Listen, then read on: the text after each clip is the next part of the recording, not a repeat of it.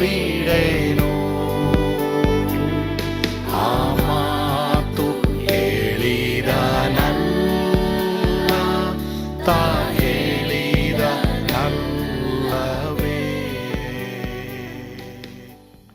ಯೇಸು ಕೈ ಬಿಡನು ದೈನಂದಿನ ಸತ್ಯವೇದ ಅಧ್ಯಯನಕ್ಕೆ ನಿಮ್ಮೆಲ್ಲರನ್ನು ಆಹ್ವಾನಿಸುತ್ತೇನೆ. ಇಂದು ನಾವು ಆದಿಕಾಂಡ 2ನೇ ಅಧ್ಯಾಯ 18ನೇ ವಚನದಿಂದ 23ನೇ ವಚನವನ್ನು ನಾವು ಧ್ಯಾನ ಮಾಡೋಣ. ಓದಿಕೊಳ್ಳೋಣವಾ? ಮತ್ತು ಯೆಹೋವ ದೇವರು, ಮನುಷ್ಯನು ಒಂಟಿಗನಾಗಿರುವುದು ಒಳ್ಳೆಯದಲ್ಲ, ಅವನಿಗೆ ಸರಿ ಬೀಳುವ ಸಹಕಾರಿಯನ್ನು ಉಂಟು ಮಾಡುವೆನು ಅಂದನು. ಆಗ ಆತನು ಎಲ್ಲ ಭೂಜಂತುಗಳನ್ನು, ಆಕಾಶದ ಪಕ್ಷಿಗಳನ್ನು ಮಣ್ಣಿನಿಂದ ನಿರ್ಮಿಸಿ ಅವುಗಳಿಗೆ ಮನುಷ್ಯನು ಏನೇನು ಹೆಸರಿಡುವನೋ ನೋಡೋಣ ಎಂದು ಅವನ ಬಳಿಗೆ ಬರಮಾಡಿದನು. ಮನುಷ್ಯನು ಒಂದೊಂದು ಪ್ರಾಣಿಗೆ ಯಾವ್ಯಾವ ಹೆಸರಿಟ್ಟನೋ ಅದೇ ಹೆಸರಾಯಿತು. ಹೀಗೆ ಆ ಮನುಷ್ಯನು ಎಲ್ಲ ಪಶುಗಳಿಗೂ, ಆಕಾಶದ ಪಕ್ಷಿಗಳಿಗೂ, ಕಾಡು ಮೃಗಗಳಿಗೂ ಹೆಸರಿಟ್ಟನು. ಆದರೆ ಆ ಮನುಷ್ಯನಿಗೆ ಸರಿ ಬೀಳುವ ಸಹಕಾರಿ ಕಾಣಿಸಲಿಲ್ಲ.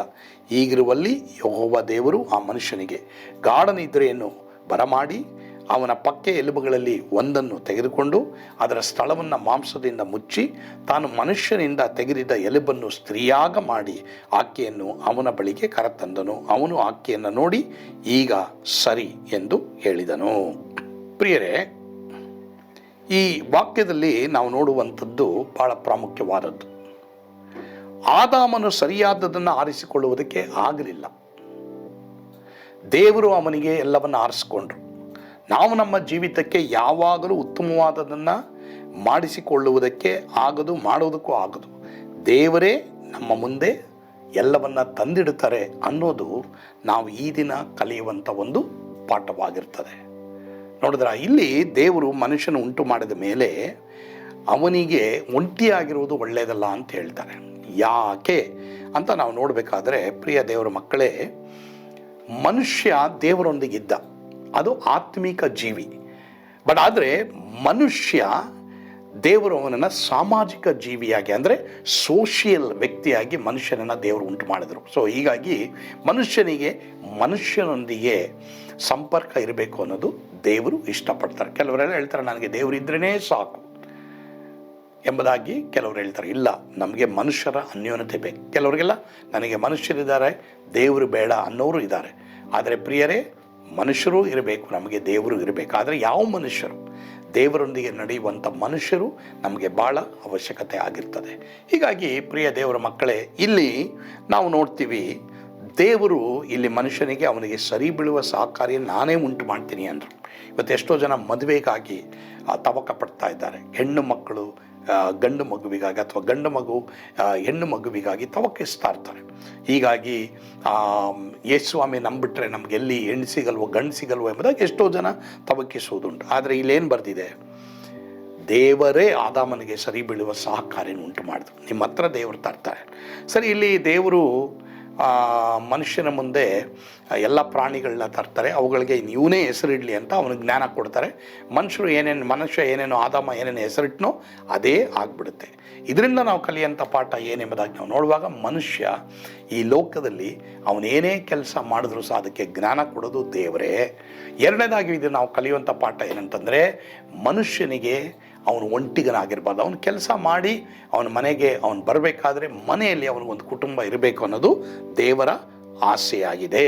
ಹೀಗಾಗಿ ದೇವರೇನು ಮಾಡ್ತಾರೆ, ಮನುಷ್ಯನಿಗೆ ಗಾಢ ನಿದ್ರೆಯನ್ನು ಕೊಟ್ಟು ಪಕ್ಕೆಲುಬಿನಿಂದ ಒಂದು ಸ್ತ್ರೀಯನ್ನು ಅವನಿಗೆ ಉಂಟು ಮಾಡಿ ಅವನ ಬಳಿಗೆ ತಂದಾಗ ಮನುಷ್ಯ ಹೇಳ್ತಾನೆ, ಹೌದು, ನಾನು ಇಷ್ಟೆಲ್ಲ ಕೆಲಸ ಮಾಡಿದೆ, ನಾನು ಹೆಸರಿಟ್ಟೆ ಆ ಪ್ರಾಣಿಗಳಿಗೆ, ಬಟ್ ಆದರೆ ನನಗೆ ಸಹಕಾರಿ ಇಲ್ಲ, ತುಂಬ ಒಂದು ದುಃಖದಲ್ಲಿರ್ತಾನೆ. ಅವನ ಮುಂದೆ ದೇವರು ಈ ಸಹಕಾರಿಯನ್ನು ತಂದಾಗ ಈಗ ಸರಿ ಎಂಬುದಾಗಿ ಅವನ ಆಕೆಯನ್ನು ನೋಡಿ ಹೇಳ್ತಾನೆ. ಪ್ರಿಯ ದೇವರ ಮಕ್ಕಳೇ, ಅದೇ ಥರ ದೇವರು ನಿಮಗೆ ಒಳ್ಳೆ ಸುಂದರವಾದಂಥ ಒಂದು ಕುಟುಂಬವನ್ನು ಕೊಟ್ಟಿದ್ದಾರೆ. ಮಾತ್ರವಲ್ಲದೆ, ಕುಟುಂಬ ಇಲ್ಲದೇ ಇರೋರು ದೇವರನ್ನು ಕೇಳ್ರಿ, ಮದುವೆ ಆಗದೇ ಇರೋರು ದೇವರನ್ನು ಕೇಳಿ ನನಗೆ ಸರಿ ಬೀಳುವ ಸಹಕಾರಿಯನ್ನು ಕೊಡುವಂಥ ನಿಮಗೆ ಸರಿ ಬೀಳುವ ಸಹಕಾರಿಯನ್ನು ದೇವರು ಕೊಡ್ತಾರೆ. ಮಾತ್ರವಲ್ಲದೆ, ನಿಮ್ಮ ಕೆಲಸಗಳನ್ನೆಲ್ಲ ಮುಗಿಸಿ ನೀವು ಮನೆಗೆ ಬರೋದು ದೇವರ ಚಿತ್ತ.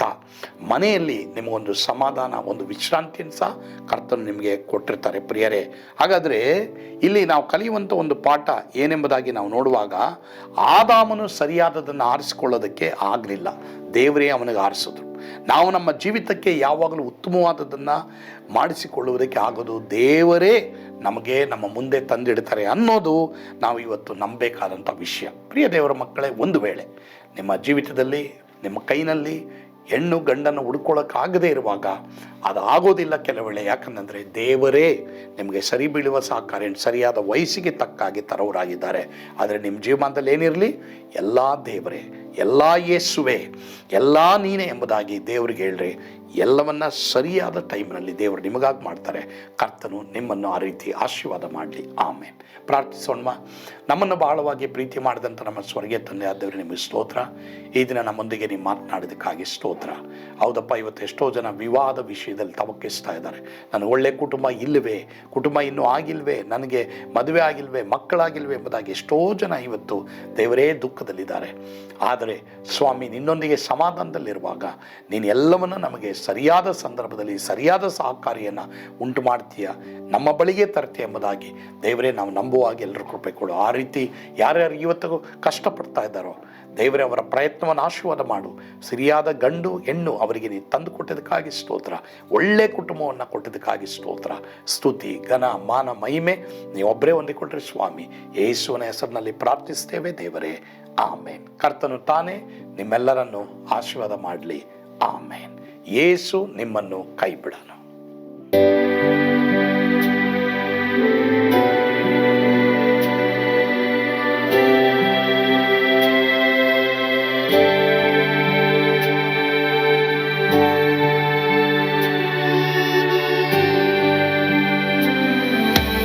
ನಾನು ಆತ್ರದಲ್ಲಿ ಇರುವಾಗಲೂ ನೀನು ಪಾಯಪಟ್ಟು ಓಡಬಾರದು. ನನ್ನ ಮಾತನಂಬಿ ಸ್ಥಿರವಾಗಿರು. ನಿನ್ನ ಬಿಡಲಾರೆ, ಬಿಡೆನು ಎಂದೆಂದಿಗೂ.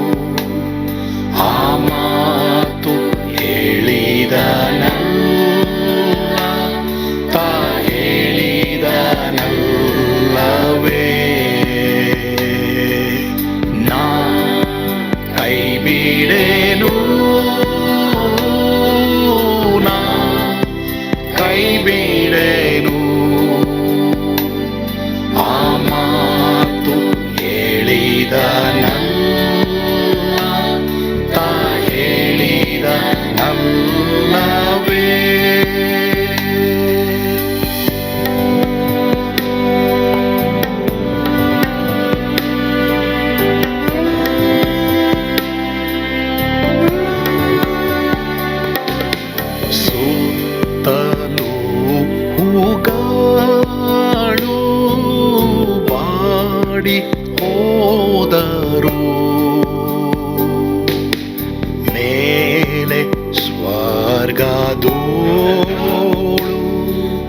ಬಾದಲಾಗದು.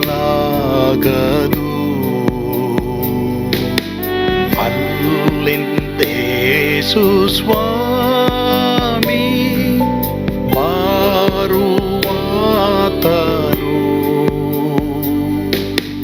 ನನ್ನ ಬಿಡಲಾರ, ನನ್ನನ್ನು ಕೈ ಬಿಡನು. ನಾ ಕೈ ಬಿಡೆನು, ನಾ ಕೈ ಬಿಡೆನು.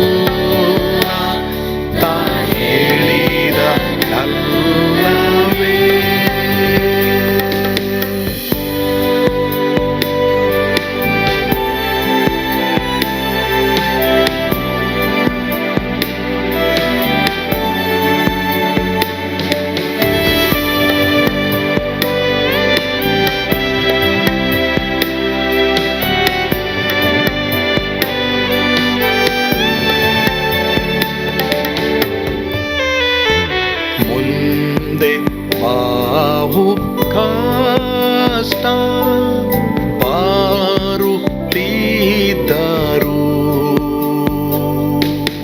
ಭಯ ಪಾಡಲಾರೆ, ಸ್ವಾಮಿ ಇದ್ದಾನೆ. ಬಾಲವಾಗಿ ನಿಂತು ಹರ್ಷಗೊಳ್ಳುವೆ, ಸ್ವಾಮಿ ಬಿಡಲಾರ, ಸ್ವಾಮಿ ನನ್ನ ಕೈ ಬಿಡನು, ನಾ ಕೈ ಬಿಡೆನು, ನಾ ಕೈ ಬಿಡೆನು. ಆ ಮಾತು ಹೇಳಿದನಲ್ಲ, ತಾ ಹೇಳಿದನಲ್ಲವೇ,